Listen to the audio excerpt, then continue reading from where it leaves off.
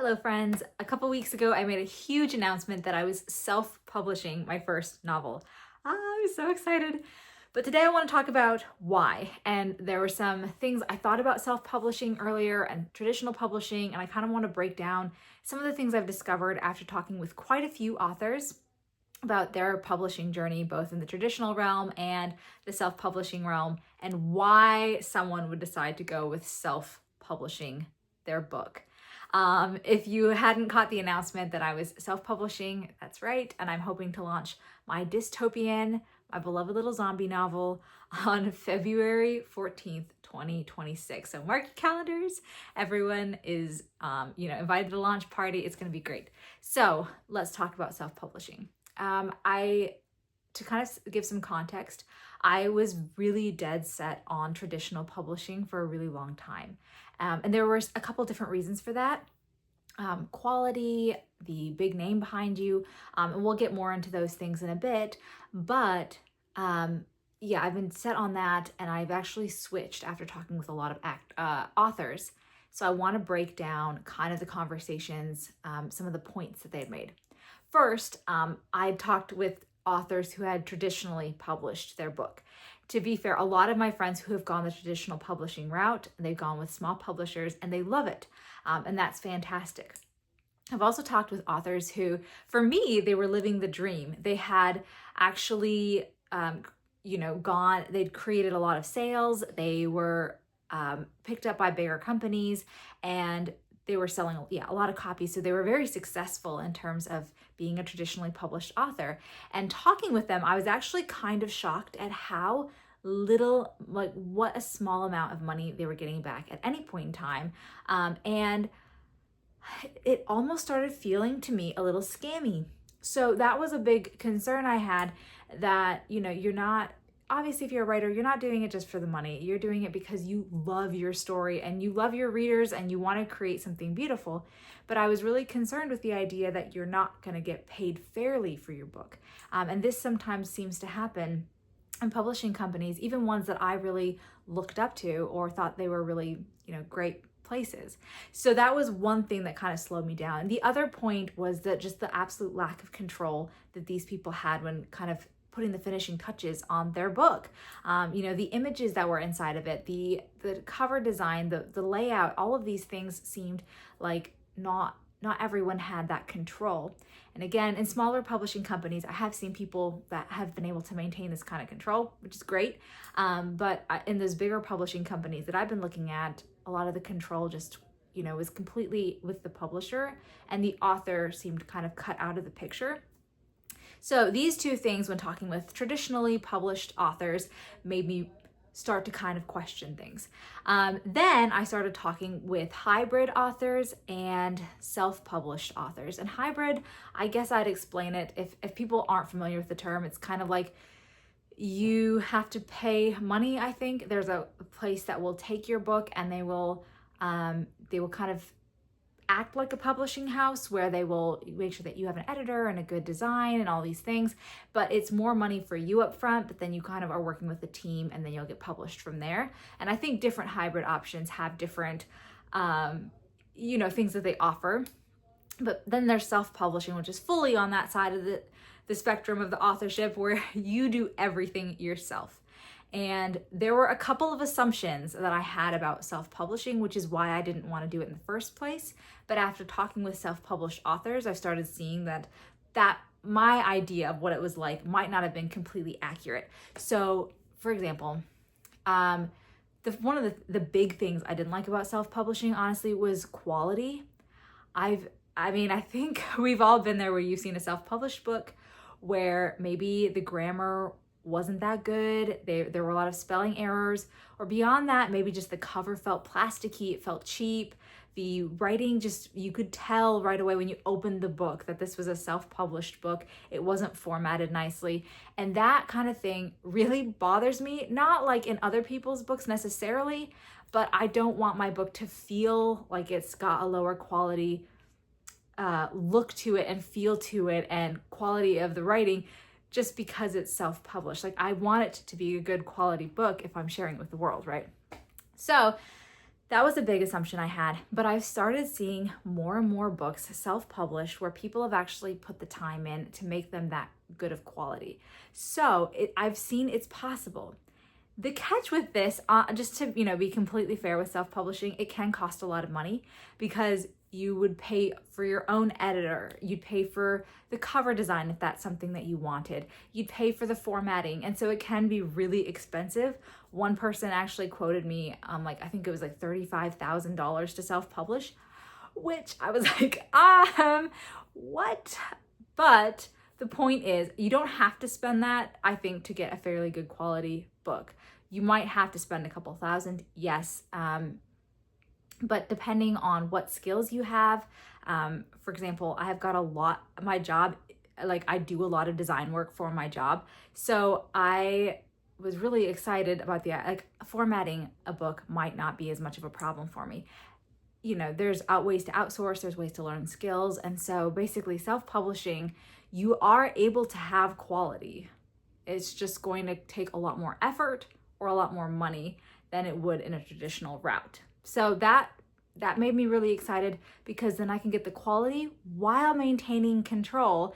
So if I like a certain cover or if I think it represents the book really well, I'm able to say that. I'm able to share how much I love that, and to pursue that route versus a traditional publishing house that might not give me that much control. So that's one thing. So the quality shift was a really big piece. Okay, another concern I really had about self-publishing was just this idea of putting so much work into a book, putting it up on Amazon, and then waiting and maybe selling a couple copies, and then it fizzles. And I haven't gone through the whole process yet. I'm just on the verge of starting this, so I'll let you know how it goes. But what I've seen is just the way the marketing is nowadays. There are people selling more and more copies of these things. You don't need this crazy marketing team, and we'll talk more about that in the next point. But I've seen people actually making a living off of self-published books, and part of the reason this works so well is because they get so much of the profits back. So they get all of the profits back. And so that's a really big draw where you feel like you're putting in the work and then you're able to reap the rewards and you're able to get that money back as long as enough people buy it. And so it's actually sustainable if the book sells enough versus, in a traditional route, I've heard of people selling hundreds of thousands of copies and making a minimal amount of money, which blows my mind. But on a self-published situation, even though you have to pay more upfront, once the books are sold, then you're getting that money back. And that's amazing. So, looking at that dream for me, becoming a full-time author someday, thinking of that dream, self-publishing seems to fit in that mold fairly well, actually. So the idea of, can I make a living off of this, even though, we're not doing it for the money, but being able to be supported by our work would be just so incredible. So as authors. So for me, I'm really excited about this aspect of self-publishing too, is getting that money back as well. And the third big issue I had with self-publishing was just that worry about marketing without having a big name behind me. And this is something, I want to be able to say other people have read my book, they've enjoyed it.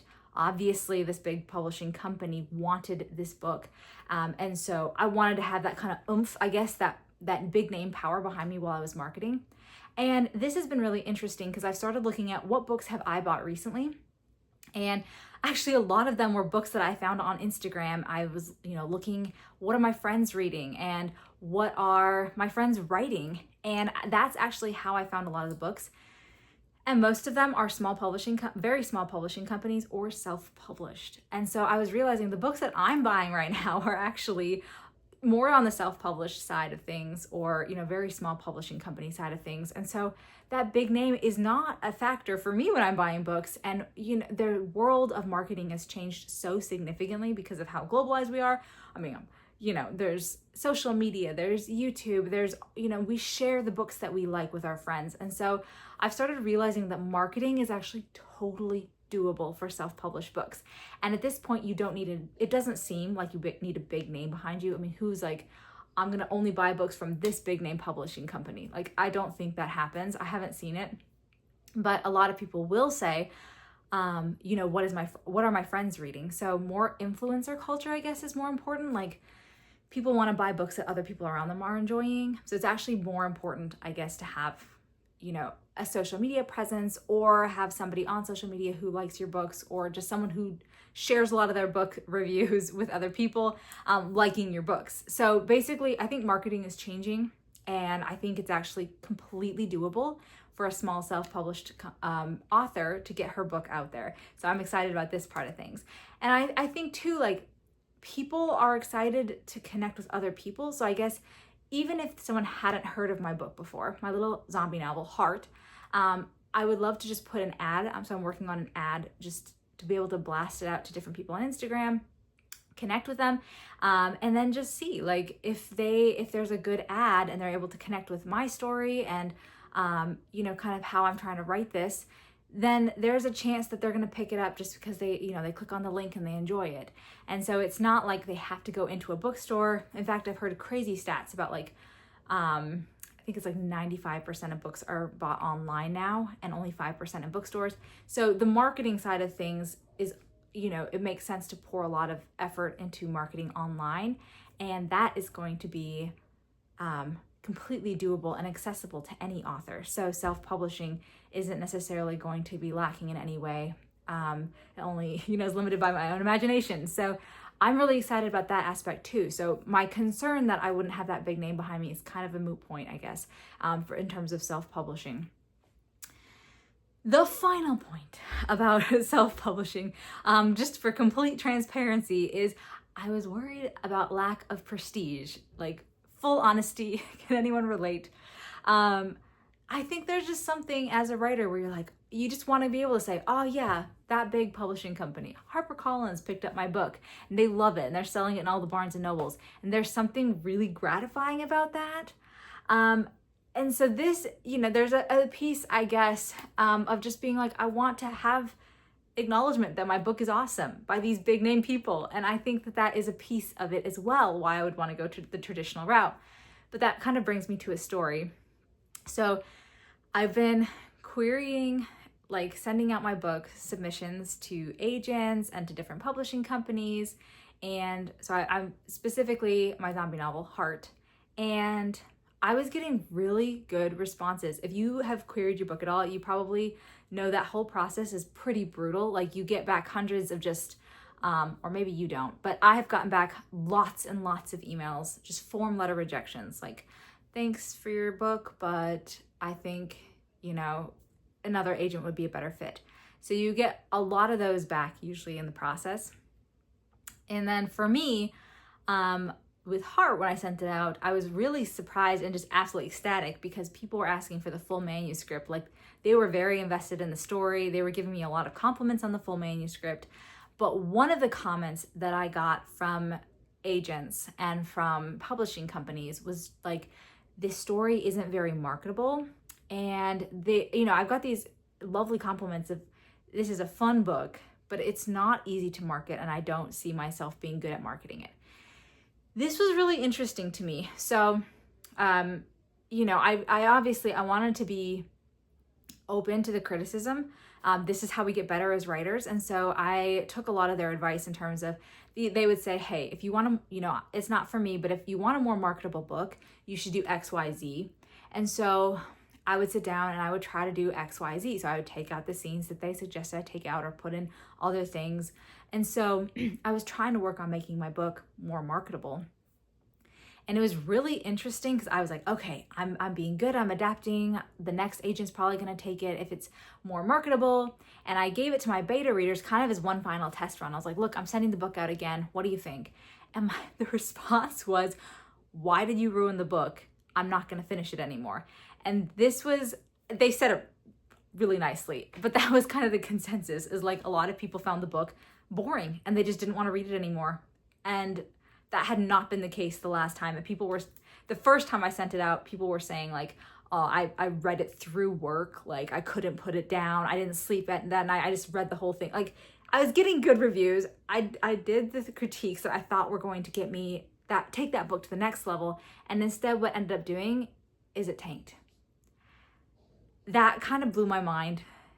And it took me a second to process that. One, thank God for beta readers, because they are like our reality check. They're so good at showing me, at least, kind of what my audience actually wants and what they care about. And I was asking beta readers who read a lot of this genre. So that was kind of a moment of pausing, and then kind of having to have a real talk with myself of why, like, what am I doing with this, getting this book published? Like, why do I want my book to be out there? And yeah, I can do, I can follow critiques. I can get this book potentially on shelves if I make it more marketable. But do I want to put my name to that book that people are stopping? They're saying it's boring. They're not engaged. Or do I want to be putting out that book that people couldn't put down, that people were so ecstatic about? Do I want to put out that book that I originally wrote, that was the story that I saw play out in my head? And I think I just had to have a moment of, do I want the prestige that comes with traditional publishing, or do I want the integrity of the book to remain?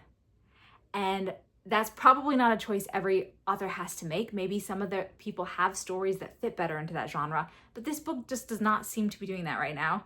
But it seems to be ready, after beta testing, to be shared with the rest of the world. So that's the huge reason why I'm doing self-publishing. I want to have the integrity of my book and not give that up, even if it means I have to put in more work on the editing side, more work on the marketing for myself, more whatever it is. I want to be able to hand a book and just be proud of it. And I think that resonates with authors, and I hope it resonates with readers as well. Like, I want you to be handing a book to people that, like, that is what the story I saw and the story I'm excited to share. So that brings us to self-publishing, which is crazy. I really thought I was going to go the traditional route for this, if it was possible, but now I'm realizing I think I'm just going to pivot a little bit.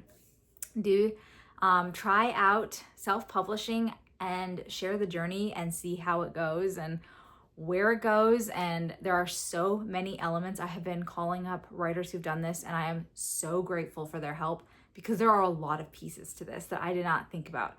So yeah, it's going to be a ton of work, but if it means a ton of work with a book that I'm super proud of and excited to share, then that's great. Then let's do it. Then, like, what else would I be doing?